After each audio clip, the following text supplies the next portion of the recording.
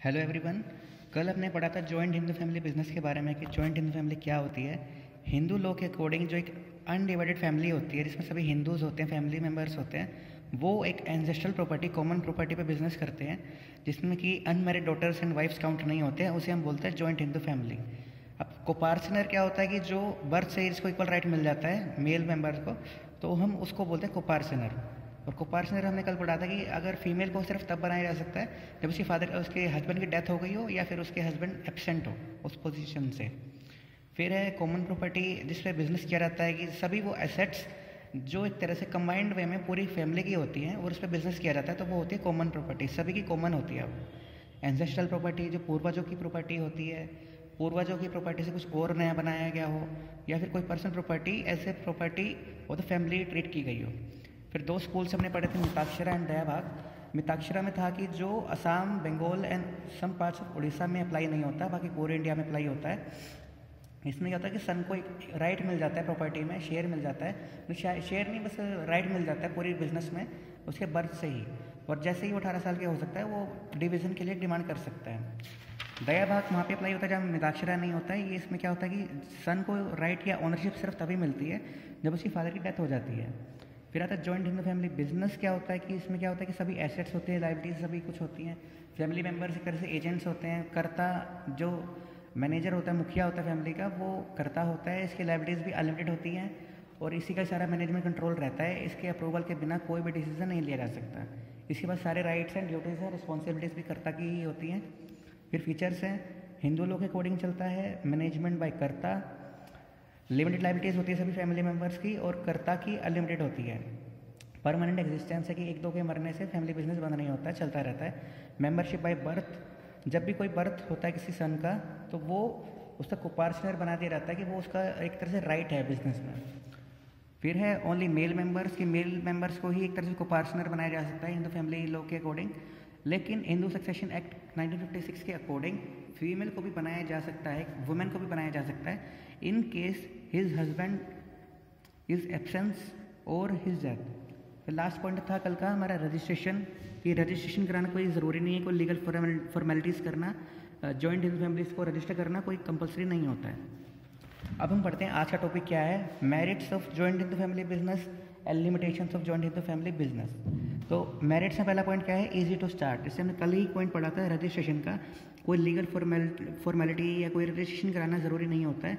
तो पहला पॉइंट इसी का ये है कि ईजी टू स्टार्ट, मतलब कि ईजी है स्टार्ट करना, क्योंकि there is no need to complete any legal formality for its establishment, क्योंकि कोई लीगल फॉर्मेलिटी आपको फॉलो नहीं करनी पड़ती। तो ये ईजी टू स्टार्ट है, स्टार्ट करना बहुत ईजी होता है। फिर नेक्स्ट है सीक्रेसी। सीक्रेसी हमने पढ़ा है कि सोल प्रोप्राइटरशिप में भी था, पार्टनरशिप में भी था और जॉइंट हिंदू फैमिली बिजनेस में भी है, क्योंकि फैमिली बिजनेस में सारे ही ओनर्स होते हैं, एक तरह से कर्ता ओनर होता है, मैनेजर भी होता है, तो वो अपनी सीक्रेट इन्फॉर्मेशन जो होता है, बिजनेस की इंटरनल इन्फॉर्मेशन जो होता है अपने तक ही रखता है, बाहर डिस्क्लोज नहीं करता है, या बुक्स ऑफ अकाउंट में डिस्क्लोज करना इनको मैंडेटरी नहीं होता है। तो इंटरनल इन्फॉर्मेशन इनकी सीक्रेट रहती है। Means under the joint Hindu family business all the facts remain confined to the karta. Confined का मतलब होता है कि लिमिटेड टू द कर्ता, कर्ता तक ही रहते हैं। Therefore completing business can not get any important information. Competing business का मतलब होता है जो हमारे बिजनेस के कंपटीशन में कोई और फर्म होती है, वो उससे कोई इंटरनल इन्फॉर्मेशन हमारी फर्म से रिलेटेड नहीं मिलती है। थर्ड पॉइंट है direct contact with customers. Joint Hindu family में एक मेरिट होता है कि एक एडवांटेज मिलता है कि इनका डायरेक्ट लिंक होता है कस्टमर से। बल्कि ऐसा नहीं होता कि ये तरह से बीच में कोई मिडल मैन हायर करते हैं, जैसे हमने कि फर्स्ट चैप्टर में पढ़ चुके हैं मिडल मैन क्या होता है। द कर्ता of joint Hindu family business comes in direct contact with the customers, therefore he has a complete information about the liking, attitude and fashion of his customers। मतलब कि डायरेक्ट करता ही लिंक में रहता है कस्टमर्स के और उसे पता चल जाता है कि भाई कस्टमर्स को क्या पसंद है, मतलब क्या एटीट्यूड है, क्या फैशन है, क्या टेस्ट प्रेफरेंसेस हैं, क्या डिमांड है मार्केट में, उसी के अकॉर्डिंग वो सामान बना के बेच सकते हैं। फिर नेक्स्ट है प्रॉम्प्ट डिसीजन। जैसे कि हमने पढ़ा था कि सोल प्रोप्राइटरशिप में क्या था कि सिंगल इंडिविजुअल डिसीजन लेता है। पार्टनरशिप में थोड़ा डिले हो जाता है क्योंकि मीटिंग्स होती हैं, फिर एक अप्रूवल होना चाहिए सभी का, तब डिसीजन हो सकता है। यहाँ पे क्या है कि कर्ता ही सारा डिसीजन लेने वाला है, कर्ता ही डिसीजन टेकर है, ये सोल अथॉरिटी होती है। तो वो जब चाहे डिसीजन ले सकता है, उसे किसी से कंसल्टेशन करने की, किसी की एडवाइस लेने की कोई ज़रूरत नहीं होती है। तो इसमें मेरिट है कि जॉइंट हिंदू फैमिली बिजनेस में कर्ता एक ही होता है, सीनियर मोस्ट मेंबर जिसे हम जानते ही हैं। तो वो प्रॉम्प्ट डिसीजन ले सकता है विद इन नो टाइम। फिर नेक्स्ट पॉइंट है timely direct relationship between efforts and considerations. इसमें डायरेक्ट रिलेशन होता है कंसिडरेशन और एफर्ट के बीच में। Has the exclusive right on the profit of the business. जो करता है उसका एक्सक्लूसिव राइट होता है बिजनेस के प्रॉफिट पे। मतलब कि ऐसे नहीं कोई मैनेजर है उसे कोई लेना देना नहीं है, सिर्फ अपनी सैलरी से लेना देना होता है मैनेजर्स को कि भी मुझे सैलरी मिल रही है, बिजनेस का चाहे प्रॉफिट और लॉस उसका कोई लेना देना नहीं होता। लेकिन यहाँ पे करता ही मैनेजर है और मैनेजर ही करता है।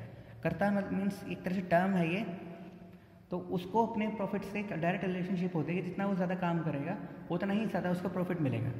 जैसे कि सोल ट्रेड में मैंने ये पॉइंट पढ़ा था कि सेल्फ मोटिवेशन के बारे में हमने पढ़ा था, डायरेक्ट मोटिवेटेड बाय हिमसेल्फ। इसमें भी सेम है, this gives encouragement to put in more hard work.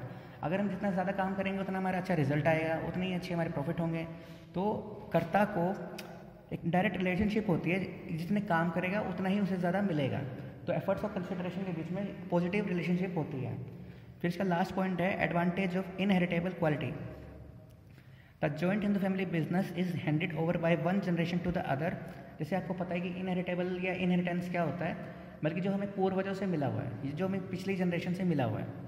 तो joint in the family business में क्या होता है, जैसे हमने पढ़ाई हुआ है कि एंसेस्ट्रल प्रॉपर्टी पे बिजनेस किया जाता है। तो जो सन को अपने फादर से मिलता है वो उसके लिए एक तरह से इनहेरिटेंस है।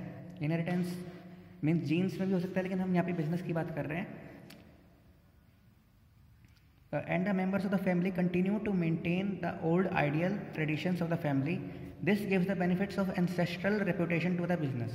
मतलब कि जो जनरेशन बाय जनरेशन चलता आ रहा है, प्रॉपर्टीज़ हैं, जो ट्रेडिशंस हैं, कस्टम्स हैं, वो भी आगे फॉरवर्ड होते रहते हैं, जिससे कि उनमें जो आज बिजनेस हो रहा है उसमें पुराने बिजनेस की या ट्रेडिशंस की जो रेपुटेशन थी वो बनी रहती है। तो ये थे हमारे मेरिट्स की। ईजी टू स्टार्ट है, कोई रजिस्ट्रेशन की ज़रूरत नहीं है, सीक्रेसी रहती है क्योंकि कर्ता जो है अपनी इन्फॉर्मेशन अपने तक रखता है। डायरेक्ट कस्टमर से कॉन्टैक्ट होता है जिससे कि उनके फैशन का पता चल जाता है। Prompt decision, single decision taker होता है, तो इसलिए प्रॉम्प्ट डिसीजन हो पाते हैं।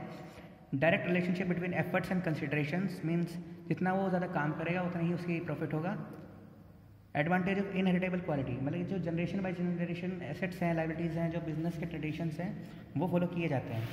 फिर हम आगे पढ़ते हैं limitations of joint in the family business. सबसे पहला पॉइंट है लिमिटेड रिसोर्सेज का। सोल प्रोप्राइटरशिप में भी लिमिटेड थे, पार्टनरशिप में भी लिमिटेड थे, इसमें भी लिमिटेड है। ये अनलिमिटेड होते हैं सिर्फ कंपनी के केस में, तो वो हम इससे अगला ही चैप्टर, इससे अगला कोऑपरेटिव सोसाइटी है, फिर हम कंपनी के बारे में पढ़ेंगे। तो पहला पॉइंट है limited resources. The resources of joint in the family business are limited. This reduces the power of competition in business.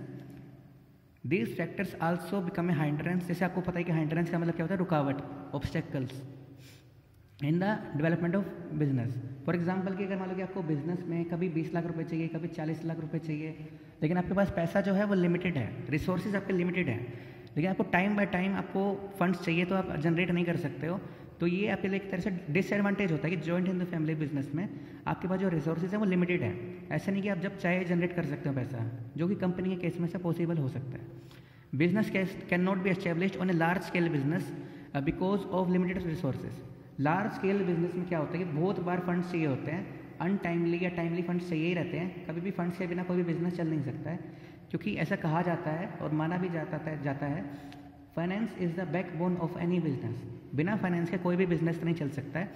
और सोल प्रोप्राइटरशिप में, पार्टनरशिप में और joint in the family business में एक बहुत बड़ा डिसएडवांटेज है कि पैसा जो होता है लिमिटेड होता है, उसको आप जब चाहे बढ़ा नहीं सकते हैं, लेकिन कंपनी के केस में जब चाहे आप जनरेट कर सकते हैं। नेक्स्ट पॉइंट है लिमिटेड मैनेजरियल स्किल। अब इसे करता है सीनियर मोस्ट मेंबर है, उसी की सारे डिसीजन चलते हैं। अब ऐसा हो सकता है कि एक ही पर्सन सारे डिसीजन सही ना ले सकता हो, उसे भी किसी ना किसी जगह पर स्पेशलाइजेशन होती है, लेकिन कुछ ना कुछ एरियाज ऐसे होते हैं जहाँ पे उसको नॉलेज एक्सपीरियंस नहीं होता है। तो सेम है कि it can not be expected of any person however intelligent he may be to know all the intricacies of the business. Intricacies मतलब कि हर वे आउट उसे नहीं पता होता है बिजनेस का। तो in the joint in the family business all the decision have to be taken by karta. जैसे हमको सभी को पता है कि कर्ता ही डिसीजंस लेता है सारे। Therefore sometimes the decision taken are not favourable to the business, क्योंकि उसके मैनेजरियल स्किल जो है लिमिटेड है, उसे सब कुछ नहीं आता है, तो वो डिसीजंस कभी कभी गलत भी हो सकते हैं।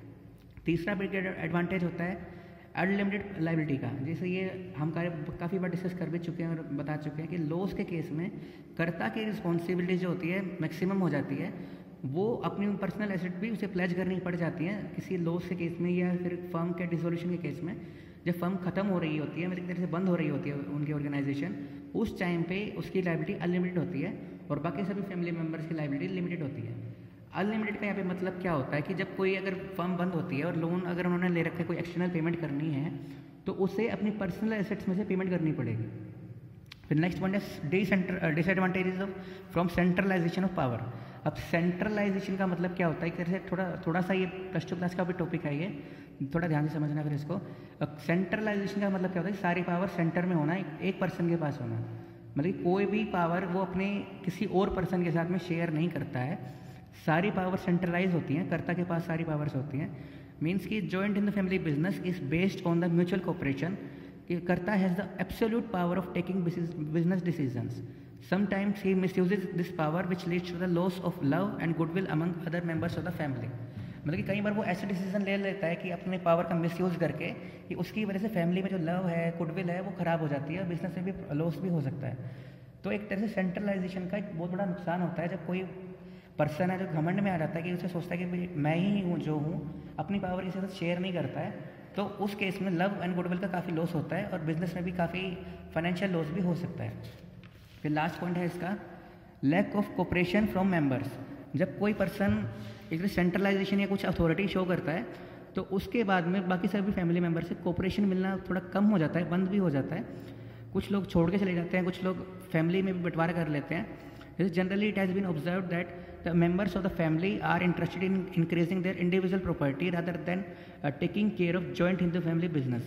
जॉइंट हिंदू फैमिली या अनडिवाइडेड फैमिली में दोनों चीज़ें से कहा जा सकता है, उसमें सभी का गोल रहता है कि अपनी पर्सनल एसेट या इंडिविजुअल एसेट्स बढ़ाई जाएं बजाय कि फैमिली बिजनेस को पे ध्यान दिया जाए। This results in lack of cooperation from other members of the family.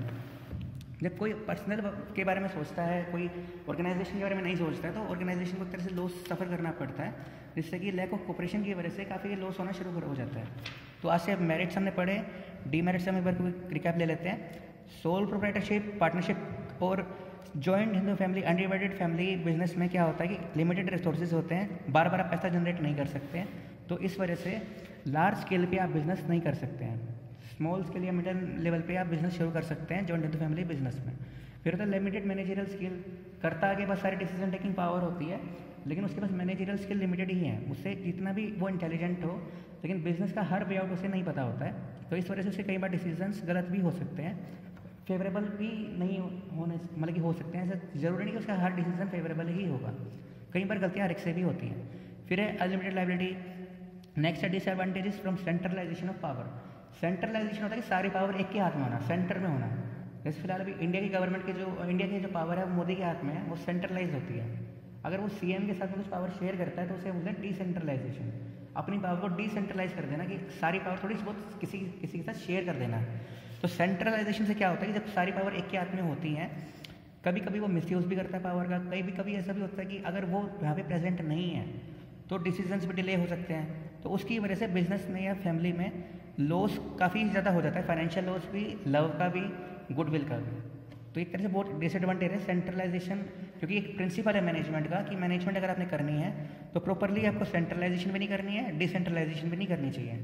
दोनों की चीज़ें बैलेंस होना चाहिए कि कुछ डिसीजन अपने हाथ में रखें, कुछ पावर जो है सभी के हाथ में बट जानी चाहिए, जिससे कि काम में डिले भी ना हो और किसी को कोई एटीट्यूड प्रॉब्लम भी ना हो। फिर लास्ट पॉइंट है lack of cooperation among members, कि जब सभी कुछ अपने इंडिविजुअल एसेट्स के बारे में सोचेंगे, बढ़ाएंगे उसे, तो उसकी वजह से लैक ऑफ कोऑपरेशन हो जाता है, कोऑपरेशन की काफ़ी कमी हो जाती है। यहाँ पे कोऑपरेशन का मतलब होता है कि म्यूचुअल अंडरस्टैंडिंग की कमी हो जाती है। सभी सिर्फ अभी इंडिविजुअल के बारे में सोच रहे हैं और ऑर्गेनाइजेशन के बारे में नहीं सोचता है, तो इस वजह से फाइनेंशियल लॉस भी काफ़ी होने शुरू हो जाते हैं। तो ये था हमारा टॉपिक, आज खत्म हो चुका है। Joint in the family business का सेकंड चैप्टर का हम 3 कर चुके हैं, sole proprietorship, partnership and joint in the family business. अब कल से हम शुरू करेंगे कोऑपरेटिव सोसाइटी। कल वैसे सैटरडे भी है, तो कल आपकी 4 बजे कॉन्फ्रेंस कॉल भी रहेगी, तो हम थोड़ा बेसिक कर लेंगे कोऑपरेटिव सोसाइटी का, इसका मीनिंग कर लेंगे, इसके फीचर्स कर लेंगे, बाकी सब हम नेक्स्ट मंडे को स्टार्ट करेंगे। Thank you.